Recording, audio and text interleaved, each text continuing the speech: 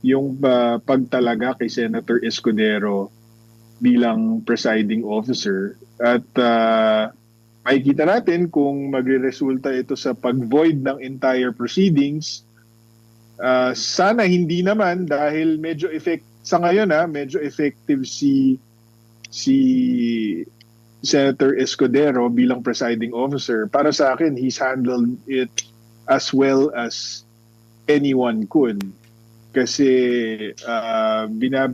so far, binibigyan niya ng pagkakataon yung bawat panig na binibigyan niya ng leeway yung bawat panig na sabihin ng gusto nilang sabihin. Hindi masyadong technical siya mag-rule on the objections.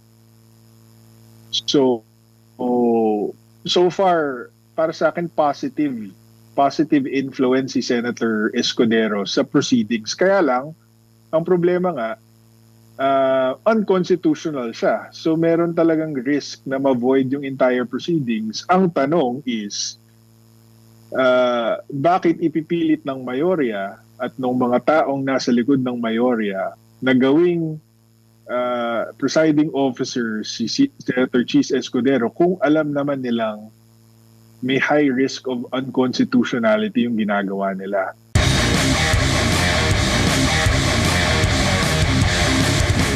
Yung sa unang tatlong trial, nabanggit ng presiding officer na 16 ang kailangan para ma-convict, no?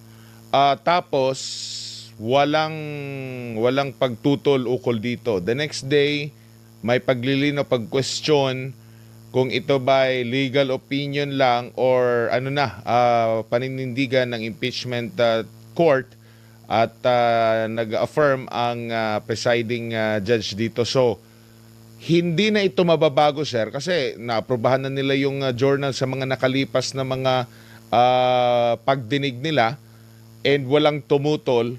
So, all the way sa nababanggit mo nga na 90 araw na possible na trial days, ito na yung kanilang paninindigan at hindi na ito pwedeng mabago ng kahit anumang motion or kung ano ba. Pwede naman silang magbago ng isip. Pwede naman silang magbago ng isip, pero mukhang definitive naman yung pagsabi ni Cheese Escudero at sabi mo nga, wala namang tumutol sa mga senador, whether majority or minority, na paninindigan nila yung 16 unless may ibang ruling ang Korte Suprema. At ang interesting doon ay kinabukasan nga, pagkatapos sabihin ni Senator Cheese Escudero yung ruling ng impeachment court, lininaw ni Senator Ping Lacson na ruling siya ng impeachment court at kinonfirm niya na dahil ruling siya ng impeachment court, pwede na itong iakyat sa Korte Suprema kasi justiciable controversy na siya. So, yun ang interesting doon kasi mukhang kung sino man ang nagtutulak na bawasan yung threshold vote na 16, mukhang yun ang balak na iakyat sa Korte Suprema yung question. So, medyo nakakatakot isipin kung kasi all the while, Admar, ang paniniwala ako is leading up to the impeachment trial, ang gagawin talaga nila is i-justify nilang pababain yung number of votes required to convict. Kasi halos inaraw-araw nila yan eh. Di ba? Pinakulong nila si Senator Jinggoy, si Senator Marcoleta, inabol nila si Senator Bato, tapos nag-take over sila ng majority ng Senado with 12 votes. So, parang, tapos 'di ba may mga balita na tinakot nila si Cheese Escudero at si Senator Joel Villanueva na kung hindi sila umanib sa majority, ipapakulong din sila. So, doon sa mga ginawa nila bago itong impeachment trial, ang buong akala ko is yun ang gagawin nilang strategy para makuha yung conviction ni VP Sara, babawasan nila yung threshold vote. Pero yun nga, as a surprise, on the first day of impeachment, they conceded already na 16 ang votes required. Para sa akin, dahil parang it's yung ginawa nila before impeachment trial, it's so much work just to give it up on day one of the impeachment trial. So medyo nakakatakot yung implication nun kasi baka one, confident silang makakakuha sila ng desisyon sa Supreme Court na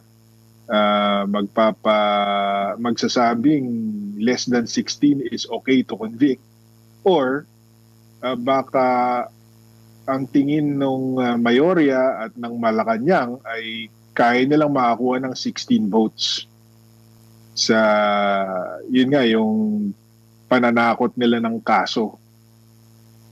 Opo, doon naman po sa posibilidad na lahat ng mga nangyari sa 3 araw na impeachment trial under kay Senador Chis Escudero, if ever na katigan ng Korte Suprema yung petisyon na inihain ng mga abogado ng grupo ni Attorney Israelito Torion, sa tingin nyo po, mawawala lahat ng mga pinagagawa nila na mga desisyon, lahat noong unang 3 araw po, Attorney? Well, posible yun, and baka yun nga yung prayer ng petitioners doon sa kaso na yun. Kasi nga, totoo naman na unconstitutional naman talaga na ang isang hindi Senate President ang maging presiding officer sa impeachment. As explained nga nung magkapatid na Senador Alan Peter Cayetano at ni Pia Cayetano, bagamat hindi nakasaad sa konstitusyon na dapat Senate President ang magpre-preside sa impeachment trial, kaya lang siya hindi nakasulat dahil yung framers na mismo ang naglinaw sa deliberasyon para sa konstitusyon na kaya hindi ilalagay na Senate President ang presiding officer sa impeachment ng kahit sinong opisyal maliban lamang sa presidente, ay dahil understood na ito. So nagdesisyon sila na hindi na kailangan isulat. Parang ang naging explanation is pag presidente ng Pilipinas ang nakasalang sa impeachment, ang magiging presiding officer ay ang Chief Justice ng Supreme Court. For all other cases, Senate President. Pero understood na yun, kaya hindi na kailangan isulat. So unconstitutional talaga yung pagtalaga kay Senator Escudero bilang presiding officer. At makikita natin kung magre-resulta ito sa pag-void ng entire proceedings. Sana hindi naman dahil medyo medyo effective si Senator Escudero bilang presiding officer. Para sa akin, he's handled it as well as anyone could. Kasi so far, binibigyan niya ng pagkakataon yung bawat panig na binibigyan niya ng leeway yung bawat panig na sabihin ng gusto nilang sabihin. Hindi masyadong technical siya mag-rule on the objections.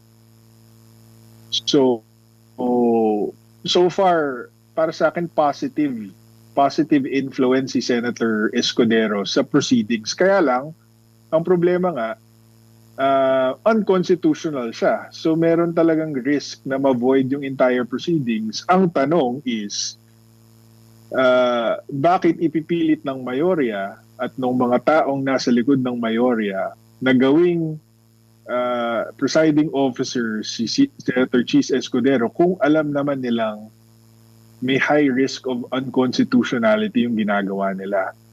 So dahil nga may mga banta din kay Senator Chis Escudero na ipapakulong siya, non-bailable in connection with the flood control scandal, maaring tinalaga siya dyan para i-secure yung conviction ni VP Sara.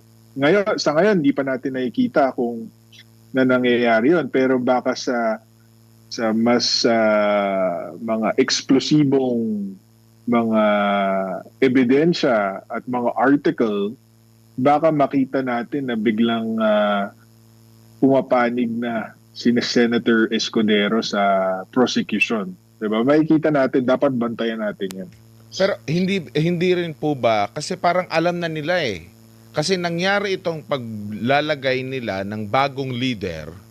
Nangyari itong lahat yata within same day na after na merong Mahalal bilang bagong pinuno nila or parang Senate pro tempore pa lang ata 'yon, no, sa katauhan ni Senador Win Gatchalian. Next nilang move noon during that time no nagkaroon ng na lumipat na ata si Joel Villanueva ay yung bago ng rules na kahit 12 lang silang bumoto, nagbago sila ng rules. So kumbaga nakikita na nila during that time, as early as that time, na mangungulelat si Senator Win Gatchalian. Kaya meron ng nakahandang rules na pwede silang pumili kung sino yung magpe-preside.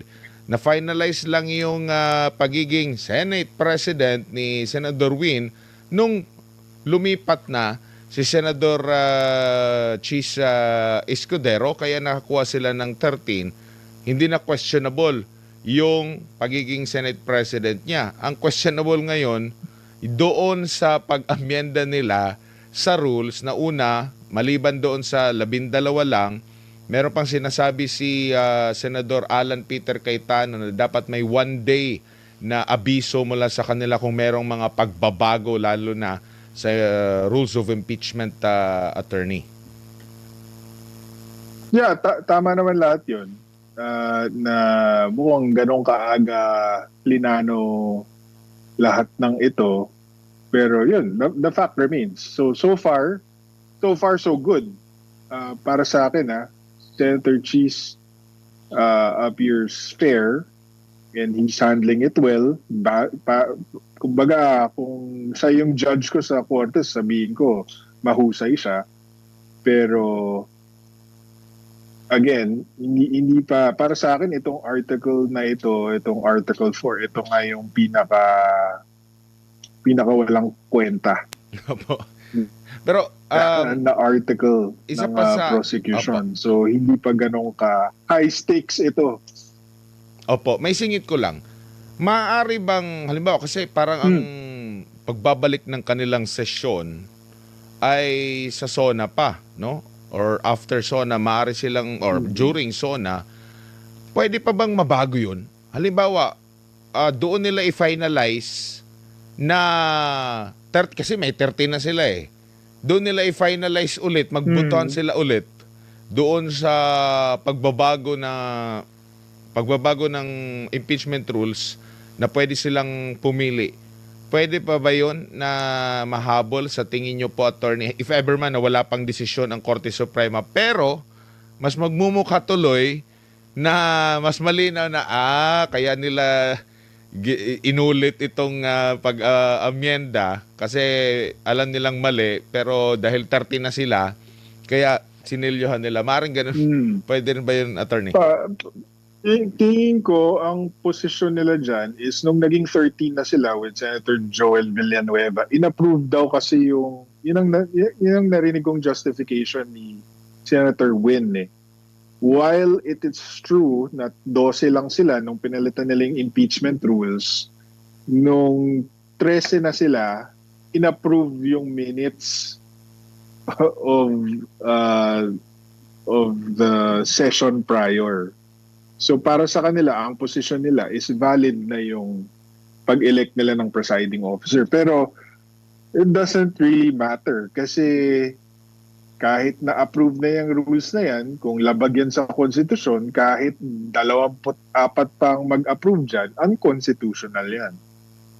Opo. At if ever po, nakikita nyo po ba na medyo mangangamote si Senador Win Gatchalian kung siya halimbawa, ibabalik sa kanya yung preside attorney, ano nakikita nyo po?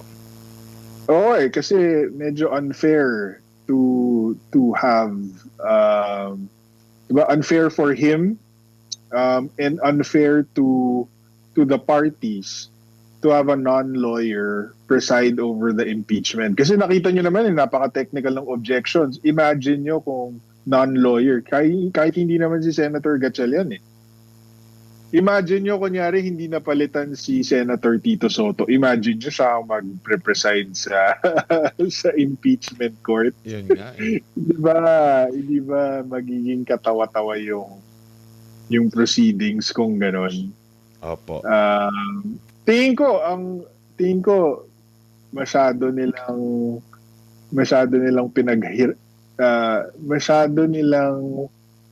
masyadong matindi yung pag-iisip nila dito sa presiding officer na to. Kung ako ang advisor nila, 'di ba maganda yung pinakaunang suggestion nila was hindi presiding officer yung term kundi impeachment manager. Yun ang unang ginamit nilang termino So kung impeachment manager si Cheese Escudero, tapos ang Senate President, so ang magre-preside sa impeachment court ay si Senator Gatchalian. Pero kapag ang tanong ay legal, i-refer niya yung question kay Senator Cheese Escudero bilang impeachment manager, di wala nang problema. Pero pinilit kasi nila yung presiding officer Pero So, ang optics niyan, attorney, magiging katawa-tawa talaga sila kung meron. Mas maganda kasi ngayon nakaupo si Senator Gatchalian, di siya nagsasalita. 'Di ba? Tapos si Senator Cheese Escudero lang ang nagsasalita, nag-rule. At least kapag ganun yung setup, i-refer niya pagka legal yung tanong, edi may role si Senator, yung Senate President, may actual role. Pero sa tingin ko, parang either way, mas pangit yung optics, lalo na kung may pangarap si Senator Win sa mas mataas na posisyon. Kasi, ay, ganyan pala, bakit inaasa, bakit hindi na lang si ano na lang ang gawin nilang Senate President, which is ganyan din yung nabanggit ni Senador Robin Hood Padilla. Nakikita nyo po ba na miscalculate nila ang mga pangyayari?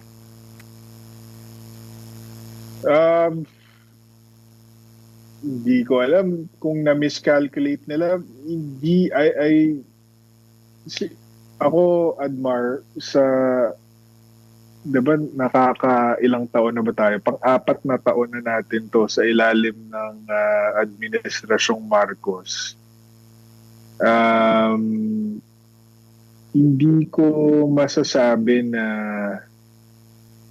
marami silang miscalculation, pero pinapanindigan nila yung miscalculation nila. Yun ang nakakatakot. Kasi kahit nagkamali sila, ipipilit nila at habang tinotolerate ng taong bayan, itutulak nila. Kaya pagka ini-interview nyo ako, palagi ko sinasabi, bantayan natin, di ba? Huwag nating papalagpasin. Kasi yun ang nangyayari. Yung mga batas, yung konstitusyon binabali, kung hindi tayo nakabantay, itutuloy lang nila kung anong gusto nila. Kaya